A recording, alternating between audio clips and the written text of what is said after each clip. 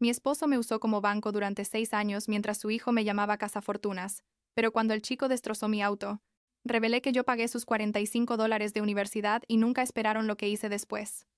Tengo 34 años, trabajo en consultoría financiera, y después de 6 años de matrimonio acabo de divorciarme de Christopher, y la verdad es que debí haberlo hecho mucho antes, pero supongo que cuando estás en medio de la tormenta, no ves lo mal que están las cosas, hasta que literalmente todo explota en tu cara. O en este caso, hasta que tu hijastro destroza tu auto, y te das cuenta de que has estado manteniendo a dos personas que ni siquiera te respetan. Pero déjame empezar desde el principio porque esta historia es larga y complicada, y necesito contarla completa para que tenga sentido. Conocí a Christopher hace como 7 años, tal vez un poco más, en una conferencia de negocios en la ciudad. Él tenía 39 años en ese momento, yo 27, y parecía un tipo decente, ya sabes, con su vida más o menos armada. Era viudo. Su esposa había fallecido de cáncer como 3 años antes, y tenía un hijo, Nathan, que entonces tendría unos 13 o 14 años. Al principio todo fue bien entre Christopher y yo, o sea, teníamos química, nos reíamos mucho, compartíamos intereses, ese tipo de cosas. Empezamos a salir y las cosas se pusieron serias bastante rápido. El problema, y mirando hacia atrás debí haberlo visto como una señal de alerta gigante, fue Nathan.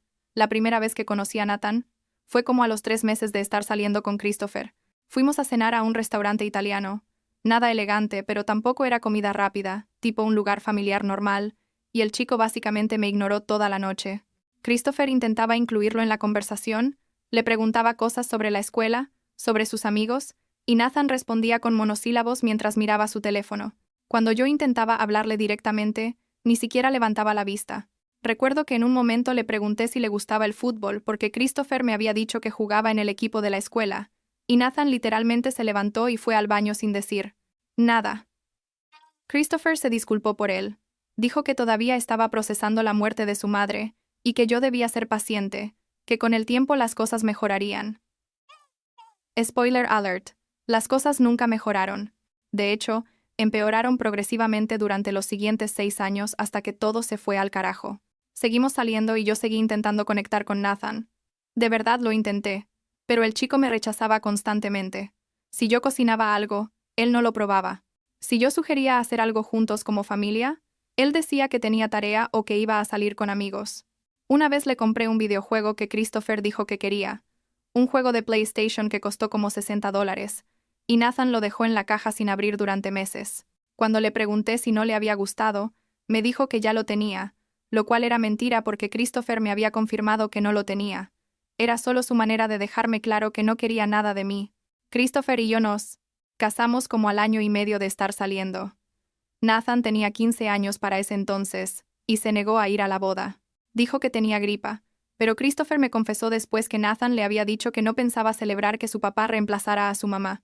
Eso dolió, no voy a mentir. Pero Christopher me convenció de que eventualmente Nathan lo superaría, que solo necesitaba más tiempo. Yo quería creerle porque amaba a Christopher, o al menos pensaba que lo amaba, y pensé que podíamos hacer que funcionara. Los primeros meses de matrimonio fueron relativamente normales, o tan normales como pueden ser cuando vives con un adolescente que te odia. Nos mudamos a una casa más grande, una casa rentada porque ni Christopher ni yo teníamos suficiente para comprar en ese momento, y yo intentaba crear un ambiente familiar. Cocinaba cenas, organizaba noches de película, ese tipo de cosas. Pero Nathan participaba lo mínimo indispensable. Comía lo que cocinaba pero sin decir gracias. Veía las películas pero sentado lo más lejos posible de mí. Contestaba mis preguntas con la menor cantidad de palabras posible. Aquí es donde las cosas empiezan a ponerse complicadas, o más complicadas. Como al año de casarnos, Christopher decidió dejar su trabajo estable en una empresa de marketing para empezar su propio negocio. Quería tener una agencia de publicidad digital, algo que en teoría sonaba bien porque tenía experiencia en el campo, pero resultó ser un desastre financiero casi desde el principio. No voy a entrar en todos los detalles técnicos de por qué falló, pero básicamente Christopher no tenía la visión de negocios que pensaba tener. No sabía cómo conseguir clientes consistentemente, y gastaba dinero en cosas innecesarias como una oficina cara cuando podría haber trabajado desde casa. El negocio empezó a perder dinero como a los 6 meses, y para el primer año ya estábamos en números rojos. Christopher me pidió que lo apoyara, económicamente mientras el negocio se estabilizaba, que sería solo temporal, que en unos meses estaría generando ganancias, y me pagaría todo. Yo tenía un trabajo estable en consultoría financiera, ganaba bien, no tanto como para mantener completamente a 3 personas, pero suficiente para cubrir gastos básicos, así que acepté. Pensé que estaba siendo una buena esposa, apoyando a mi esposo en su sueño empresarial. ¿Sabes? Esos unos meses se convirtieron en 3 años. 3 años completos en los que yo pagué prácticamente todo. La renta de la casa, la comida, los servicios, el mantenimiento del auto de Christopher. Y aquí viene lo que más me enoja: la universidad de Nathan. Nathan entró a la universidad cuando tenía 18 años, y Christopher me pidió que ayudara con la matrícula porque el negocio todavía no estaba generando suficiente. Yo, como una idiota, acepté. Pagué la matrícula completa del primer año, como $15,000, y luego seguí pagando los siguientes semestres. En total, entre la casa, los gastos y la universidad de Nathan, yo invertí aproximadamente $80,000 en esos 3 años. Puede que más. No llevaba una cuenta exacta en ese momento, pero después, mi abogada y yo revisamos todo. Y durante todo ese tiempo, Nathan seguía tratándome como basura. Para cuando tenía 19 años, ya era un adulto completo, no un adolescente confundido, y aún así actuaba como si yo fuera una extraña que invadía su vida. Pero aquí está lo realmente jodido. Nathan no sabía que yo estaba pagando todo. Christopher le dijo que el negocio estaba yendo bien, que él pagaba todo, que yo solo contribuía un poco porque es lo que hacen las parejas casadas. Entonces Nathan pensaba que su papá era quien financiaba su estilo de vida, incluyendo su universidad, y pensaba que yo era la que se aprovechaba de su papá. ¿Cómo sé esto? Porque un día escuchó a Christopher y a mí discutiendo sobre dinero. Yo estaba cansada de que el negocio no mejorara, de que Christopher prometiera cosas que nunca se materializaban, y tuvimos una discusión fuerte en la cocina un sábado por la mañana. Yo le dije algo como: no puedo seguir sosteniendo esta casa sola, necesitas encontrar una solución o buscar otro trabajo. Y Christopher se puso defensivo diciendo que estaba haciendo lo mejor que podía. No sabíamos que Nathan estaba en la sala. Despierto más temprano de lo normal. Usualmente dormía hasta el mediodía los fines de semana, y escuchó toda la conversación. Desde ese día, Nathan empezó a llamarme Cazafortunas. Sí, leíste bien, Cazafortunas. Me lo decía directamente a la cara cuando Christopher no estaba cerca, o hacía comentarios sarcásticos durante las cenas como: ¿debe ser difícil vivir del dinero de otra persona? O ¿ya decidiste qué vas a comprar con el dinero de mi papá hoy? Christopher le decía que me respetara, pero nunca le contó la verdad sobre quién realmente pagaba todo. Supongo que porque le daba vergüenza admitir que su negocio era un fracaso, y que su nueva esposa era quien mantenía a flote a la familia. Esto siguió durante meses. Yo intenté hablar con Christopher varias veces. Le dije que necesitaba contarle la verdad a Nathan, pero Christopher siempre tenía una excusa: que Nathan no lo entendería, que lo haría sentir mal, que era mejor esperar a que el negocio mejorara para no tener que tener esa conversación incómoda. Básicamente, Christopher era un cobarde que prefería dejar que su hijo me insultara antes que admitir su propia incompetencia financiera. Y entonces llegamos al incidente que finalmente me hizo explotar. El momento que cambió todo. Hace como 8 meses, yo tenía una reunión muy importante en mi trabajo, una presentación con un cliente potencial grande, que podía significar un aumento, y posiblemente una promoción. La reunión era a las 9 de la mañana en el otro lado de la ciudad, como a 40 minutos de distancia con tráfico normal, y yo había estado preparándome durante semanas.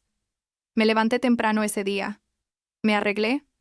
Estaba lista para salir a las 7:30 para llegar con tiempo de sobra. Salgo de la casa, y mi auto no está. Mi Honda Accord 2019. El auto que yo compré con mi propio dinero antes de conocer a Christopher no está en el garaje donde lo dejé la noche anterior. Entro de nuevo a la casa, confundida, y le pregunto a Christopher si movió mi auto por alguna razón. Él está igual de confundido que yo. Entonces, los dos nos damos cuenta al mismo tiempo. Nathan. Nathan no estaba en su cuarto. Su cama estaba vacía, y su teléfono iba directo a buzón de voz. Me puse furiosa. Tipo, nunca había sentido tanta rabia en mi vida. Nathan había tomado mi auto sin permiso, sin mis llaves porque tenía una copia que Christopher le había dado meses atrás. Otra cosa que Christopher hizo, sin consultarme, y había salido quién sabe a dónde. Le dije a Christopher que llamara a Nathan inmediatamente, que lo encontrara, que ese chico necesitaba traer mi auto de regreso ahora porque yo tenía que irme. Christopher intentó llamarlo como 10 veces, pero nada, teléfono apagado o muerto. Tuve que llamar un Uber para llegar a mi reunión, lo cual me costó como $35, Y llegué tarde de todos modos porque el tráfico estaba peor de lo esperado. La reunión fue un desastre. Llegué estresada y desorganizada, y el cliente terminó yendo con otra empresa. Perdí la oportunidad por culpa de Nathan y su completa falta de respeto y responsabilidad. Nathan llegó a casa como a las 3 de la tarde. Mi auto estaba destruido, no totalmente, pero tenía el parachoques delantero aplastado, una luz rota, rayones por todo el lado del conductor, y el espejo retrovisor colgando de un cable. Nathan entró a la casa como si nada, con esa actitud de ¿qué me van a hacer? Y yo perdí completamente el control. Le grité. Le pregunté qué mierda le pasaba por la cabeza, cómo se atrevía a tomar mi auto, sin permiso, y traerlo de regreso en ese estado. Nathan me miró con esa expresión arrogante que tenía, esa mezcla de desprecio y aburrimiento, y dijo, relájate, es solo un auto, mi papá puede arreglarlo. Y ahí fue cuando algo en mí simplemente se rompió. Le dije, ¿tu papá no puede arreglar nada porque tu papá no tiene dinero? Yo tengo el dinero, yo pago todo en esta casa, yo pagué tu universidad, tu comida, tu techo, todo, y tú me tratas como basura mientras uso mi dinero para que tengas una vida cómoda. Nathan se rió. Se rió en mi cara y dijo algo como, clásico de una cazafortunas hacerse la víctima. Y ahí fue cuando lo abofeteé. Sí, lo admito. Perdí el control, y le di una bofetada. No fue fuerte, no lo lastimé, pero fue suficiente para que se callara y me mirara con sorpresa. Christopher estaba ahí parado sin hacer nada, literalmente congelado, sin defender a ninguno de los dos. Le dije a Nathan, pregúntale a tu papá si es verdad, pregúntale quién ha estado pagando tu universidad estos 2 años, pregúntale quién paga la renta de esta casa, la comida que comes, todo. Nathan miró a Christopher esperando que yo estuviera mintiendo, pero Christopher no dijo nada, solo bajó la mirada. Y ahí Nathan supo que era verdad. Vi su expresión cambiar de arrogancia a confusión a algo que parecía vergüenza, pero honestamente en ese momento ya no me importaba. Subí a mi cuarto, metí ropa y cosas esenciales en una maleta, y le dije a Christopher que me iba a un hotel y que no pensaba volver. Él intentó detenerme, me suplicó que nos sentáramos a hablar, que podíamos resolver esto, pero yo estaba harta, completamente harta de ser la proveedora no apreciada en mi propia casa. Me fui al Holiday Inn, que estaba como a 15 minutos de ahí, y reservé una habitación por una semana mientras decidía qué hacer. Durante esa semana, tanto Christopher como Nathan me enviaron mensajes. Christopher me decía que me amaba, que hablaría con Nathan, que las cosas cambiarían.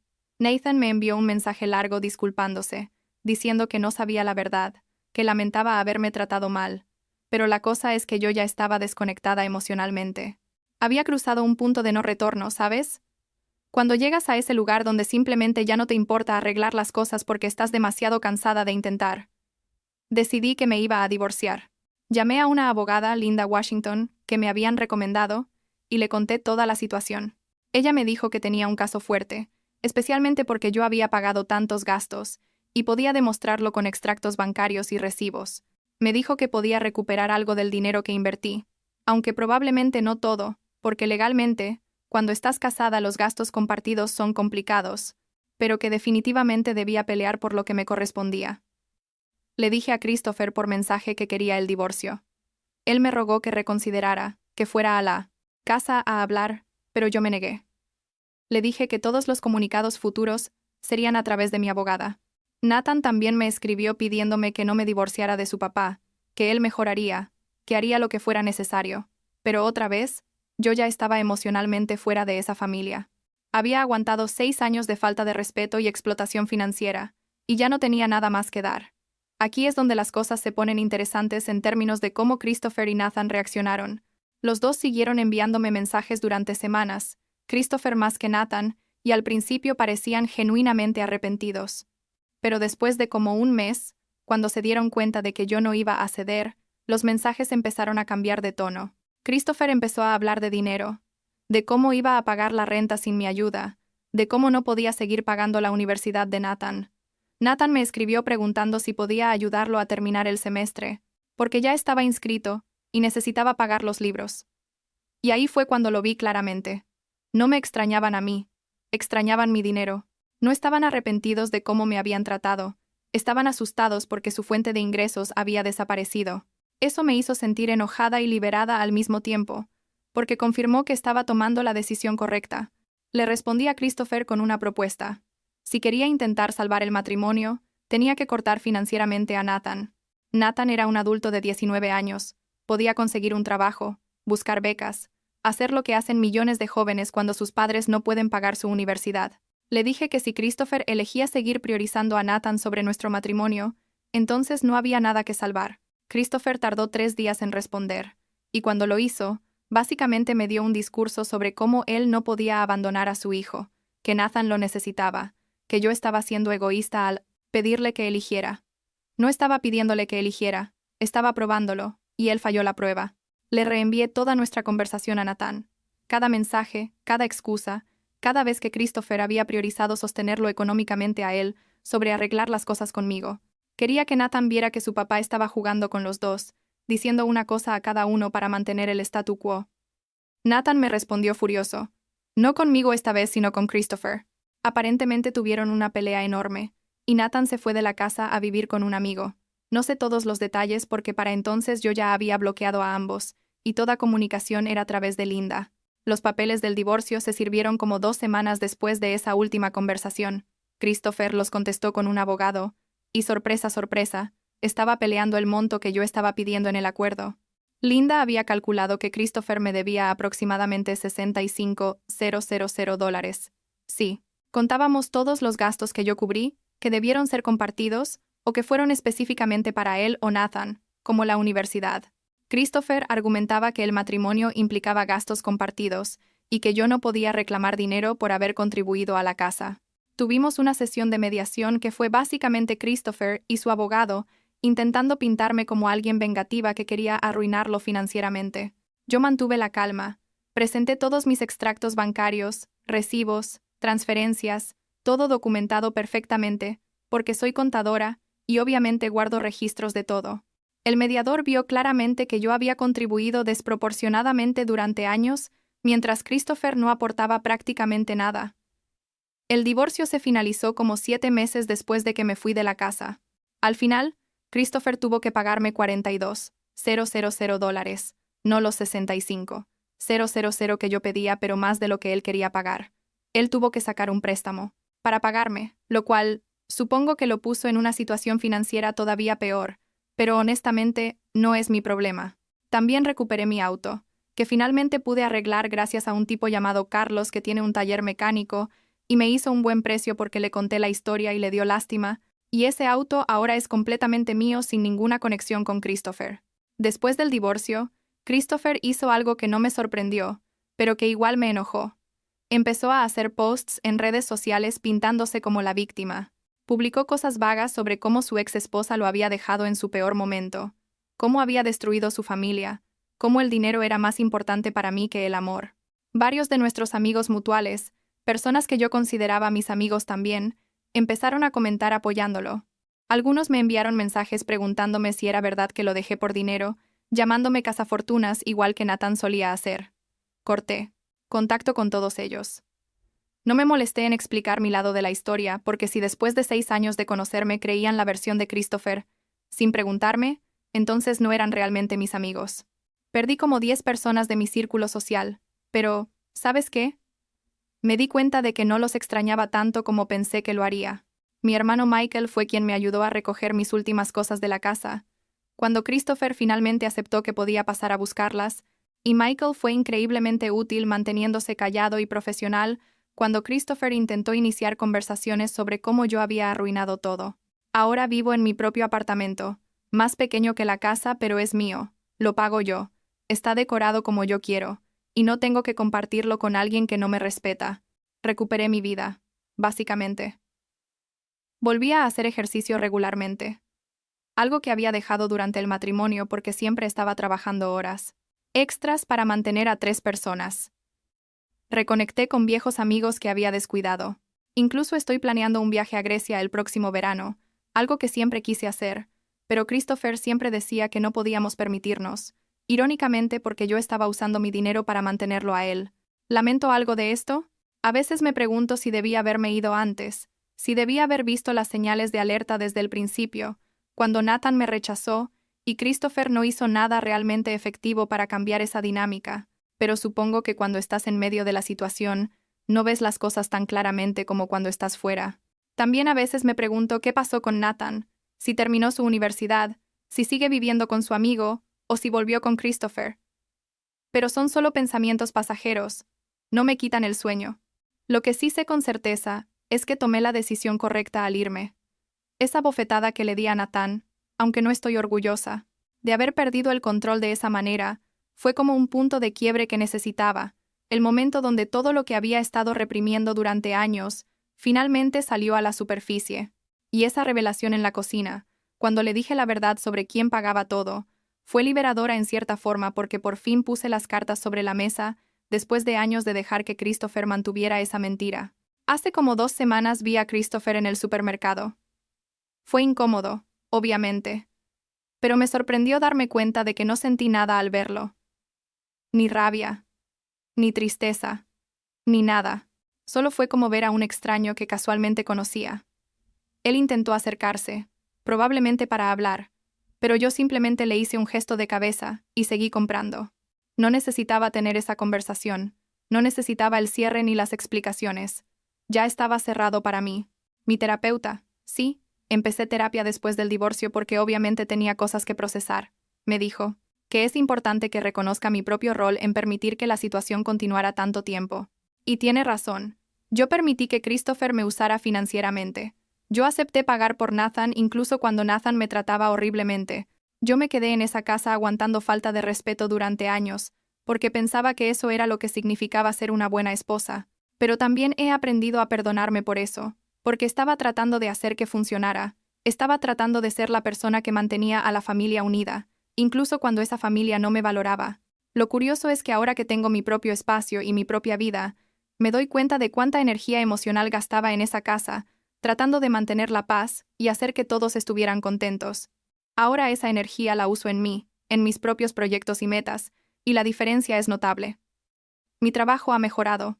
Obtuve ese ascenso que estaba buscando como 3 meses después del divorcio, y ahora estoy ganando incluso más que antes, lo cual es irónico porque ahora todo ese dinero es solo para mí.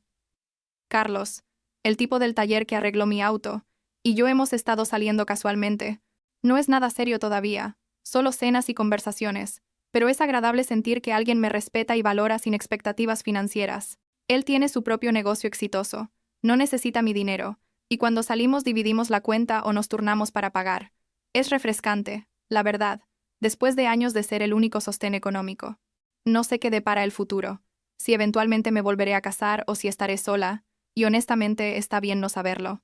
Por ahora estoy enfocada en reconstruir mi vida en mis propios términos, rodeada de personas que realmente se preocupan por mí, y no solo por lo que puedo hacer por ellas financieramente. Y eso, después de todo lo que pasé, se siente como una victoria.